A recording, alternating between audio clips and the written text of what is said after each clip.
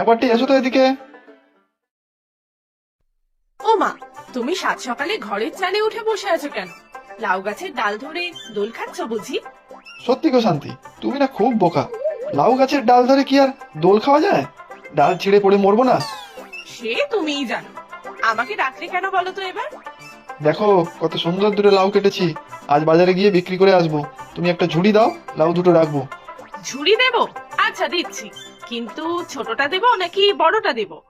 বড়টাই দাও গো, এত বড় দুটো লাউ কি আর ছোটটাই ধরবে? আর এই কাটারিটা নিচে ফেলছি, সাবধানে সরিয়ে রেখো। এই নাও ঝুড়ি, এবারে লাউ দুটো ছুঁড়ে মারো, আমি ঝুড়ি পেতে ধরবো। লাউ ছুঁড়ে ফেললে তো ফেটেই যাবে। আমি ঝুড়িতে লাউ নিয়ে আস্তে সুস্তে নামছি, তোমার কিছু করতে হবে না।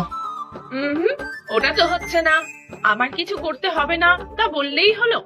বিয়ের সময় আমার মা বলে দিয়েছে সব কাজ স্বামীর সাথে হাতে হাত মিলিয়ে করতে। আচ্ছা, সে কথা বলেছিলেন বুঝি? তাহলে আর কি বলছি, অর্ধাঙ্গিনী মানে আমি জানি, কিন্তু অর্ধেক কাজ তুমি আর অর্ধেক কাজ আমি করব। আচ্ছা, কি অর্ধেক কাজ করবে বলো তো? এদিকে কাজ তো আর কিছু বাকি নেই। লাউ আর লাউ শাক সব তো আমি কেটে এনেছি।